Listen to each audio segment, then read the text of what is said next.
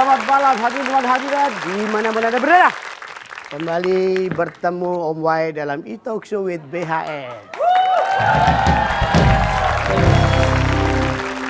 Bintang kita hari ini seorang yang suka bermain-main dengan filsafat. Seorang akademisi kampus yang nyentrik, yang cuek bebek. Tapi gantengnya minta ampun.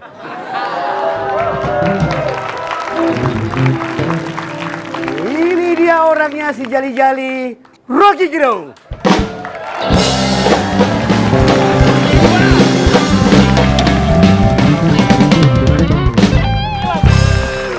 Rocky Gerung, Oke. masih tetap dengan akal sehatnya. Kenapa berkali-kali lu ngomongin, lu nggak apa-apa ngomong lu, nggak apa-apa. Iya lah lu mau lu kayak Lu mau kok bro. ngomong, bro, kenapa kok ngomong akal sehat terus gitu? Kenapa sih kampanye itu terus digalakan? Itu yang defisit di sini. Ay. Itu ya. Yang surplus akal bulus jadi. Oh ya, terus akal dulu. Rocky itu. Ada. Ya. Jadi masih tweet terus ya, Rok ya? Masih kan namanya gue nganggur ya nge-tweet aja kerjanya. Nganggur. Nomor satu. Senengnya dia terang-terangan, dia belak-belakan ngomong apa adanya. Nganggur ya? Iya nganggur dan ngibul gitu. Nganggur dan gitu loh. Itu dua pekerjaan yang susah dicapai oleh orang lain. Ah. Karena orang lebih ingin dengar yang ngibul. Karena berita udah hoax semua kan, mending denger yang ngibul aja. Yang ngibul tuh masih ada beritanya tuh. Paling nggak beritanya ngibul. Tapi yang ngibul itu tergantung nanti CCTV di sepanjang Jalan Tamrin satu waktu dibuka, oh ternyata ada yang ngibul, ada yang benar-benar hoax. Ada sutradaranya. Gitu kira-kira. Gitu ya? Ini nyindir kecil aja. Iya ya nggak apa-apa. Lu nyindir besar juga nggak apa-apa. Bebas di sini. Iya. Rick, ini kan Ya. lu nge-tweet juga ya kalau nggak salah. Masa kadaluarsa kata dungu diperpanjang 5 tahun. Wah, astaga, masih ada aja tuh. Apa maksud lo? Kan kemarin udah diumumkan. Iya. Udah Dan diumumkan. orang anggap bahwa Diumumkan pemenangnya. pemenangnya itu. Oke. Tuh. Terus? Tapi kok nggak ada pesta? Itu kan mesti orang yang menang kan pesta. Oh. Ya mungkin karena puasa nggak pesta atau THR-nya kurang. Banyak yang nunggu. Lo nggak pesta lo kritik. Ntar pesta lo bilang mewah-mewah. Iya, itu kedengarannya begitu. Jadi waktu itu tweet itu nongol. Waktu ini konteksnya waktu itu ya. Oh ada time frame-nya Langsung gue gitu. dikeroyok biasa oleh koloni 200 itu kan. Apa itu kalau dia 200 apa? Itu sekumpulan orang yang mulutnya lebih lebar dari otaknya itu. Ada. Juga tweetannya juga bilang, Rok, berpuasa itu melelahkan. Istirahatlah, istirahatlah. Apa maksudnya itu? Iya, orang yang kuasa itu dia capek sendiri. Karena secara mental ada orang yang sebetulnya nggak layak berkuasa. Jadi karena dia capek dia minta bantuan kiri kanan. Sehingga kekuasaan dia sebetulnya ya portofolionya ada di dia, tapi yang real kuasa itu ya di sekitarnya, dia belakangnya. Karena itu Terang-terangan aja lu maksud siapa yang berkuasa? Alah, Ya, yang jangan punya nyebar kuasa. hoax dong lo. Maha ya. Hah? ini bisa jadi delik soalnya kalau kan ini kita mesti hati-hati Nah nih. kan Om Wai jamin, Rocky. Om Wai jaminnya cuman di studio ini. Oh di studio. Ya. Om Rocky. Ya. Soal hasil Pilpres kemarin itu secara umum atau secara khusus gimana? Kira-kira analisa atau kesimpulan Anda? Belum ada hasil kan karena masih ke Mahkamah Konstitusi ya, itu dan ini agak formal ya Iya, jawabnya iya. supaya Serius. Normal. kemarin saya lihat tim Prabowo bawa ke Mahkamah Konstitusi. Akhirnya memilih itu. Terus yang ingin dipertengkarkan di situ kan sifat kuantitatif dari hasil pemilu tuh. Dan saya anggap bahwa oke, itu jalan untuk menghasilkan mutu pemilu dari sudut aspek teknisnya. Yang dipersoalkan adalah benar nggak jumlah suara begitu. Tapi itu jenis kebenaran di Mahkamah Konstitusi yang masih harus didalilkan oleh si pemohon. Di publik ada jenis kebenaran lain, yaitu legitimasi itu. Jadi legalitas ada di Mahkamah Konstitusi, tapi legitimasi ada di hati rakyat. Dan rakyat menolak itu.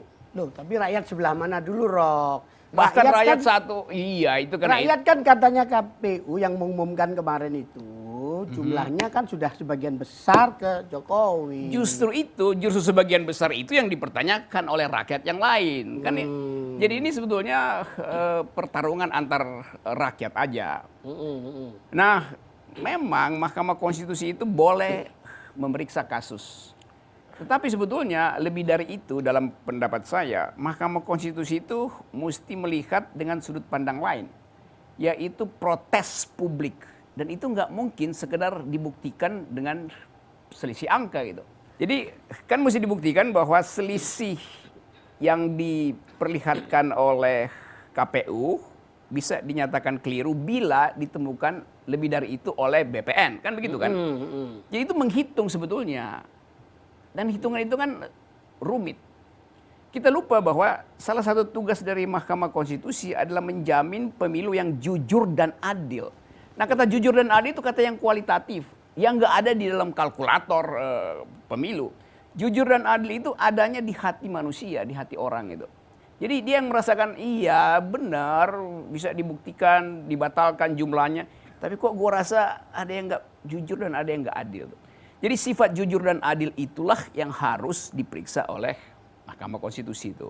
Rok, kalau ngomong bawa perasaan itu jangan-jangan kita ke kebatinan ini kayaknya. Mahkamah Konstitusi ke arah ilmu kebatinan. Memang dalil awal dari Mahkamah Konstitusi adalah soal batin warga negara. Dia mesti pegang pada batin warga negara.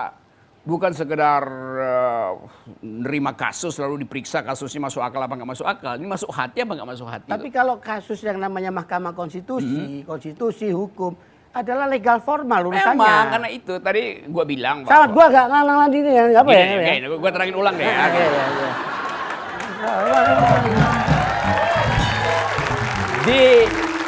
Di seluruh dunia jejak Mahkamah Konstitusi adalah jejak etis, yaitu the guardian of the constitution itu. Menjaga marwah konstitusi itu. Jadi itu yang pertama. Nah, menjaga itu artinya memungkinkan keadilan itu dirasakan oleh semua orang. Dan itu adalah fungsi primer dari Mahkamah Konstitusi. Fungsi sekunder adalah menegakkan legalitas. Jadi legal aspeknya itu adalah sekunder. Yang lebih primer adalah legitimasinya itu. Itu kalau pakai bahasa yang rumit itu. Ada itu tafsirnya Rocky Gerung dong. Kalau itu legalitas itu sekunder formal, tapi kemudian yang satu itu yang primer itu adalah rasa keadilan masyarakat. Rasa keadilan value. Kenapa begitu? Karena dulu yang disebut konstitusi itu dalam sejarah pemikiran modern abad 13 misalnya. Gue belum baca bukunya. Nah itu gue terangin sekarang ya. Belum baca gue. Iya, udah pernah baca, cuman udah lupa judulnya. Oh iya, gue cuma di penutupan aja. Ya karena buku itu ada di perusahaan Gus Dur. Ada di. Kan Om Wai ini kan betul-betul dua tangan kanannya Gus Dur. Satu buat ngurus pikiran, satu buat ngurus politik gitu. Jadi abad-abad 12-13 misalnya ketika kata konstitusi itu muncul, konstitusi artinya hak rakyat untuk membunuh raja yang lalim. Bayangin tuh. Jadi itu nggak perlu ada pengadilan, rasanya aja rajanya lalim, ya udah dibunuh tuh. Dari situ evolusi kemudian pergi pada demokrasi itu. Tapi tetap intinya adalah menjaga rasa keadilan rakyat itu. Tapi sorry, ukur rasa yang dulu sebut sebagai tugas primer dari MK itu gimana caranya ngukur rasa? Karena itu hakim itu di dalam filosofi konstitusi, hakim itu adalah wakil Tuhan itu. Karena Tuhan nggak mungkin turun, maka dicari cara. Semua hakim itu adalah wakil Tuhan. Jadi dasarnya adalah nurani dia itu. Bukan kalau soal teknis, gue sewa robot aja buat jadi hakim kan lebih teknis, lebih gampang kan, robot nggak ada perasaan, dia bisa hitung kalkulasi aja tuh. Tapi itu pentingnya tuh. Apa itu hakim? Hakim adalah suara rakyat yang hendak disampaikan ke langit. Karena itu hakim mesti bisa membaca suara rakyat dari bumi dan bisa membayangkan akan tiba di langit suara itu tuh. Nah sekarang suara itu nggak bisa tiba karena semua sosial media dikontrol. Jadi orang sekarang kalau mau kasih suara rakyat, apalagi mau berdoa pakai VPN supaya lebih cepat nyampe ke langit gitu kan. Nggak disensor ya? Nggak disensor. Udah bebas hambatan itu.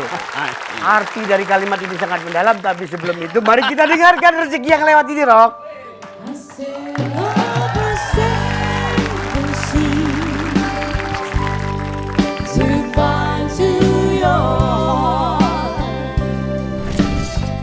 ada kekerasan, kekerasannya yang disingkirkan, bukan demonya yang dihentikan gitu.